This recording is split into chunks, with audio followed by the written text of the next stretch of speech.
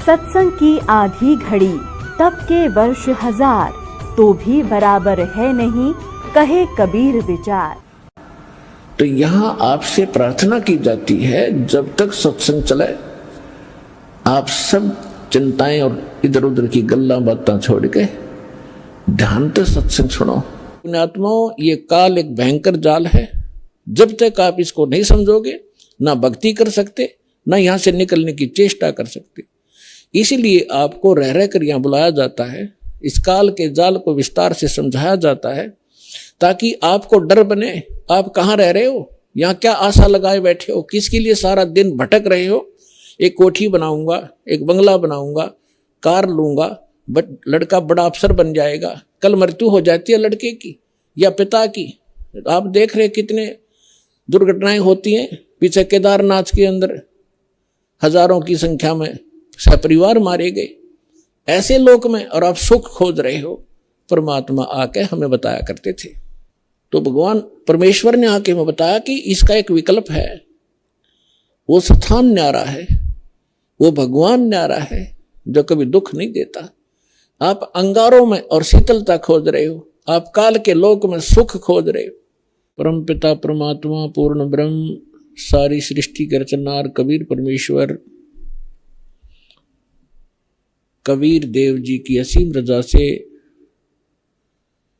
आप सभी पुण्यात्माएं परमात्मा की महिमा सुनने के लिए उपस्थित हुए। जिस प्राणी के, जिस जीव के पूर्व जन्म के शुभ संस्कार उदय होते हैं, उनको मानव शरीर प्राप्त होता है। और मानव शरीर प्राप्त करके जो प्राणी सत्संग उपलब्ध करते हैं, जिनको सत्संग प्राप्त होता है, वो और भी ज्यादा शुभ संस्कारी हंस होते हैं। परमात्मा कबीर परमेश्वर जी हमें याद दिलाते हैं, मानुष जन्म पाय कर जो नहीं रटे हरि नामे, जैसे कुआं जल बिना बनवाया क्या काम। परमेश्वर जो हमारे जनक हैं, जो हमारे हितैषी हैं, और जो हमें यथार्थ तत्व ज्ञान और यथार्थ भक्ति विधि बताने के लिए स्वयं ही यहाँ इस काल के लोक में प्रवेश होते हैं। सतलोक से अपने निज सुख में स्थान से चलकर वो भगवान आते हैं। वही आकर के हमें ज्ञान कराते हैं कि आप जिस लोक में रह रहे हो, ये लोक काल का है, और काल के अर्थ से आप परिचित हैं। श्रीमद् भगवत गीता अध्याय नंबर 11 के श्लोक नंबर 32 में गीता ज्ञानदाता श्री कृष्ण जी में प्रवेश करके ये काल बोल रहा है। ये कह रहा कि अर्जुन, मैं काल हूं और सभी लोकों का नाश करने के लिए अब प्रवृत्त हुआ हूं। अब श्री कृष्ण जी तो पहले ही अर्जुन के साथ थे, तो श्री कृष्ण ये नहीं कह सकते कि मैं काल हूं और अभी सबको खाने के लिए अब प्रवृत्त हुआ हूं, अब मैं प्रगट हुआ हूं। ये काल कौन है, इसके विषय में रह रहकर सत्संग के माध्यम से बताया गया है और बताते रहेंगे। आज थोड़ा सा विषय दूसरा रहेगा। तो श्री कृष्ण जी के अंदर प्रवेश करके ये काल बोल रहा है। ये खुद कह रहा है कि मैं काल हूं और सबका नाश करने के लिए प्रकट हुआ हूं। तो इससे सहज समझ में आ सकता है, विचार किया जा सकता है कि जिसको हम भगवान मान रहे थे वो तो काल है, जिससे हम सुख की आशा करते थे, उसके पास सुख नाम की वस्तु नहीं है। जैसे कोई अंगारों से, अग्नि से और शीतलता खोजने की चेष्टा करता है तो उसको ज्ञान नहीं है, किसी ने भ्रमित कर रखा है, उसको हाथ जला रहा है रह रहकर। ठीक इसी प्रकार अब तक जितने ऋषि, महर्षि, साधु, संत हुए हैं, जो परमात्मा से परिचित नहीं हो पाए, जिनको भगवान मिले नहीं, उन्होंने इस काल को ही परमात्मा जानकर इससे सुख प्राप्ति के लिए हजारों वर्षों तक अपने शरीरों को गला दिया सुख की प्राप्ति में। अब प्रश्न यही उठता है कि जहां अंगारे बरस रहे हों और वहां पर शीतलता की आशा जो करता है तो वो अज्ञानी व्यक्ति होता है। तो अभी तक हम अज्ञानी थे इस काल के लोक में और हम सुख खोज रहे थे। तो परमेश्वर ने आके बताया कि जिसको आप सुख मानते हो, किसको सुख मानते हो? जो निर्धन है वो सोचता है कि धनवान सुखी, धनवान ये सोचता है कि राजा सुखी, धनी सोचता है कि मेरे सामने भी बहुत सी प्रॉब्लम आती हैं, समस्याएं आती रहती हैं, कहीं चोरी का डर है, कभी कोई टैक्स देना पड़ता है, कभी कुछ करना होता है, तो वो सोचता है कि राजा सुखी। परमात्मा कहते हैं राजा को स्वप्न में भी सुख नहीं होता। राजा लोग अंत में वो सोचते हैं कि स्वर्ग के देवता सुखी होंगे। स्वर्ग के देवता सोचते हैं कि इस इंद्र को सुख घना है क्योंकि वो देवताओं का राजा है। अब इंद्र की हिस्ट्री, कहानी आप पढ़ोगे पुराणों के अंदर, इंद्र जैसा दुखी प्राणी नहीं। इंद्र सोचता है कि ब्रह्मा, विष्णु, महेश सुखी होंगे, मुझे सुख नहीं, क्योंकि उसको पता होता है जितना निर्धारित समय उसका होता है उसको पूर्ण करने के उपरांत वो फिर 84 लाख योनियों में सबसे पहले गधे की योनि से प्रारंभ करता है अपने 84 लाख प्रकार के कष्टों में, जो प्राणियों के शरीरों में कष्ट उठाने होते। तो उसको रह रहकर वो बात याद रहती है कि इसके बाद मेरी ये हालत होगी, लेकिन उस झूठे सुख को वो छोड़ नहीं पाता, और छोड़ भी दे तो उसके पास विकल्प नहीं कि करूं क्या। ब्रह्मा, विष्णु, महेश सोचते हैं कि हम सुखी नहीं, क्योंकि उनका इतिहास देखिएगा। आप पुराणों को कभी पढ़ा हो, नहीं तो रिमाइंड करना कभी कभी। अब थोड़ा सा उदाहरण देंगे आपको। जैसे भगवान शंकर जी को हम भगवान माना करते थे, कंप्लीट गॉड मानते थे, मृत्युंजय, कालज्ञ, सर्वेश्वर, महेश्वर कहा करते थे। इसको हम कहें कुछ भी, लेकिन ये परमात्मा नहीं है, कंप्लीट गॉड नहीं है। उदाहरण के लिए ये सुखी भी नहीं है। कैसे? एक समय विष्णु जी भी सुखी नहीं है। विष्णु अवतार श्री रामचंद्र रूप में राजा दशरथ के घर जन्म लिया, ये सभी हमारे धर्म गुरु भी बताते रहे हैं और इनके लीला, इनकी जीवनी भी बताती। श्री रामचंद्र उर्फ विष्णु जी कितने सुखी थे आपको खूब पता है।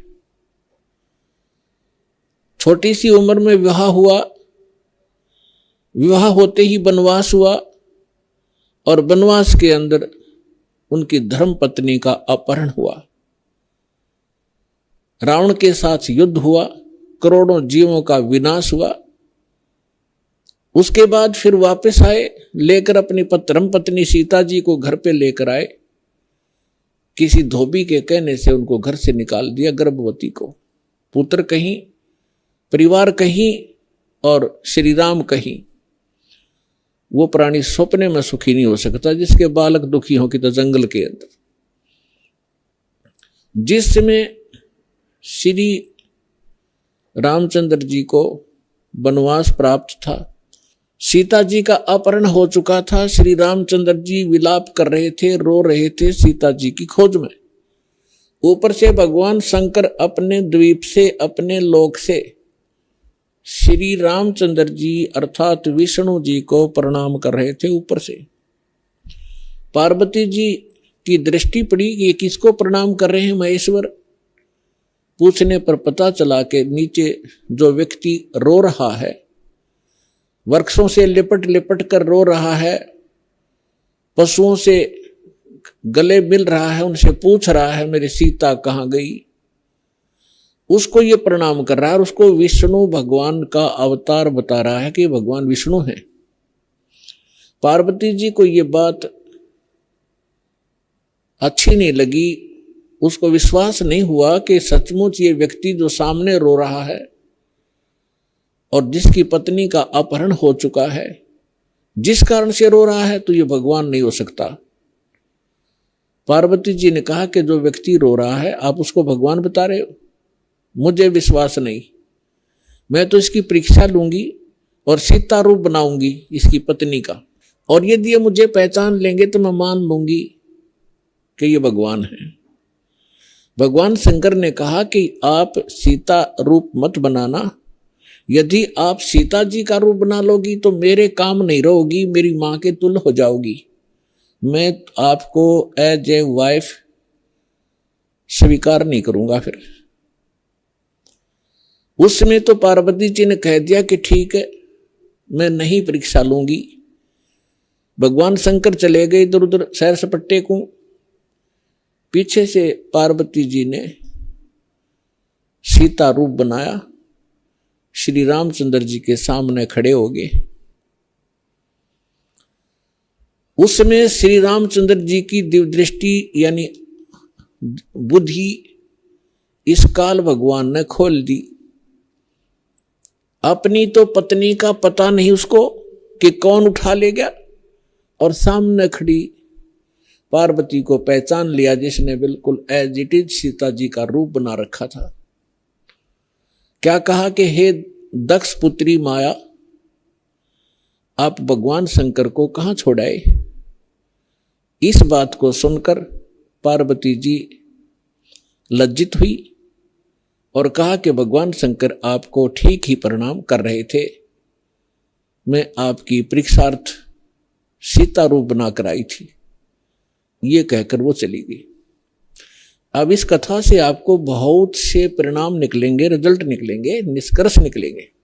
एक तो कंसेप्ट यही क्लियर करेंगे कि आपके मन में ये शंका उत्पन्न होगी कि श्री रामचंद्र जी ने पार्वती जी को तो पहचान लिया और अपनी पत्नी के विषय में उसको ज्ञान नहीं, ये कारण क्या है। जिसमें आपको ये कारण समझ में आवेगा तो आप समझो अध्यात्म मार्ग पर चल पड़े। इसका कारण है जैसे गीता अध्याय नंबर 7 के श्लोक नंबर 4, 5 और 6 में ये गीता ज्ञानदाता कहता है कि अर्जुन, यहां जितने भी मेरे लोक में जितने भी प्राणी हैं, इनमें बलवानों का बल, बुद्धिमानों की बुद्धि मैं ही हूं, यानी मेरे ही कंट्रोल में है। जब चाहे इनको ओपन कर दूं, जब चाहे इनको ऑफ कर दूं, जब चाहे मैं इनको ऑन कर देता हूं। उदाहरण के लिए एक समय आपने महाभारत खूब सुना होगा, महाभारत का युद्ध भी सुना है खूब। महाभारत के युद्ध के दौरान अर्जुन ने अपने धनुष के माध्यम से इतना नरसंहार किया था और सूरवीर कहलाए थे। एक तीर से 100 व्यक्तियों को मार डालते थे। वही गांडीव धनुष सुप्रसिद्ध था उसका। जिस समय श्री कृष्ण अर्थात विष्णु जी श्री कृष्ण रूप में देवकी के गर्भ में जन्मे थे। उसके बाद उन्होंने श्री कृष्ण रूप में जो का लीला की थी, जीवन व्यतीत किया था, अंत समय में उनकी मृत्यु एक शिकारी के विषाक्त तीर से हुई थी और पांडवों को उसने वहां बुलाया था। अंत समय में पांडवों से श्री कृष्ण जी ने कहा था कि आप इन सभी औरतों को जितनी द्वारका के अंदर है सबको अपने साथ ले जाओ। यहां पर यादव कोई बचा नहीं है, क्योंकि दुर्वासा जी के श्राप से इंक्लूडिंग श्री कृष्ण जी यादव कुल पूरा नाश हो गया था। छोटा बालक भी नहीं बचा था। नर यादव जो गर्भ में थे, गर्भवती औरतें थी उनके गर्भ में थे। उसके बाद ये वंश पुनः चला है और कहा था कि आप इनको वहां ले जाओ अपने राज्य में। यहां पुरुष रहा नहीं, यहाँ के और लोग इनकी बेइज्जती करेंगे, सताएंगे, आप इनको ले जाना। तो श्री कृष्ण जी के आदेशानुसार अर्जुन सभी गोपियों को, द्वारका की स्त्रियों को साथ लेकर आ रहा था। रास्ते में भीलों ने, जंगली लोगों ने उनको घेर लिया। अर्जुन उनसे लड़ने की तैयारी करने लगा, उसके हाथ से गांडीव धनुष उठा नहीं और खड़ा खड़ा देख रहा, थर थर कांप रहा है योद्धा। भीलों ने उसको पीटा, औरतों के गहने तोड़ दिए, कुछ औरतों को घसीट ले गए। अर्जुन खड़ा खड़ा कांपता रहा। उस समय अर्जुन श्री कृष्ण जी को कोस रहा था, 100 गालियां दे रहा था कि कृष्ण तूने सदा ही हमारे साथ धोखा ही धोखा किया है। जब मुझसे नरसंहार कराना था, युद्ध करवाना था महाभारत का, उस समय मेरे अंदर शक्ति भर दी। एक तीर मारूं था 20 मरे थे। आज वही अर्जुन और वही धनुष, आज मैं इसकी प्रत्यंचा नहीं चढ़ा पा रहा हूं। तो यहां परमात्मा कहते हैं कि जो इस रोग की जड़ है उसका तुम्हें पता ही नहीं। तुम तो श्री कृष्ण को कोस रहे हो। ये काल है जो 21 ब्रह्मांड का स्वामी है। श्री ब्रह्मा, श्री विष्णु, श्री शिव जी के पिता हैं। ये है यहाँ के सारे दुख की मूल। और वो खुद कहता है गीता अध्याय नंबर 7 के श्लोक 5 से लेकर 6-7 में कि मैं बलवानों का बल और बुद्धिमानों की बुद्धि मैं ही हूं, यानी मेरे कंट्रोल में है। अब जब उसने नाश करवाना था महाभारत का, तब तो उसको बल दे दिया, अब स्विच ऑफ कर दिया। अर्जुन खड़ा खड़ा पिट रहा है। ठीक इसी प्रकार श्री रामचंद्र जी को की वहां तो बुद्धि खोल दी कि यह सीता नहीं है, पार्वती है। अपनी पत्नी का पता नहीं, उसको उठा कौन ले गया, ऑफ कर दी फिर बुद्धि उसने। तो पुण्यात्माओं, ये काल एक भयंकर जाल है। जब तक आप इसको नहीं समझोगे, ना भक्ति कर सकते, ना यहां से निकलने की चेष्टा कर सकते।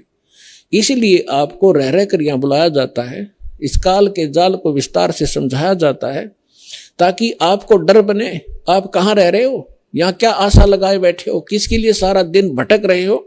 एक कोठी बनाऊंगा, एक बंगला बनाऊंगा, कार लूंगा, लड़का बड़ा अफसर बन जाएगा। कल मृत्यु हो जाती है लड़के की या पिता की।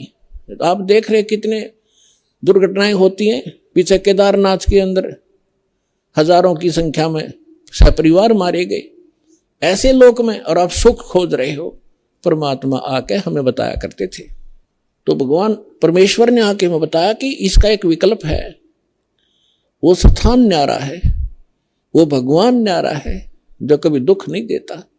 आप अंगारों में और शीतलता खोज रहे हो, आप काल के लोक में सुख खोज रहे हो। भाई जो गुरु बचन पे डट गे रकट गे फंद 84 के, कट गे फंद 84 के, रकट गे फंद 84 के। भाई जो गुरु बचन पे डट गे रकट गे फंद 84 के।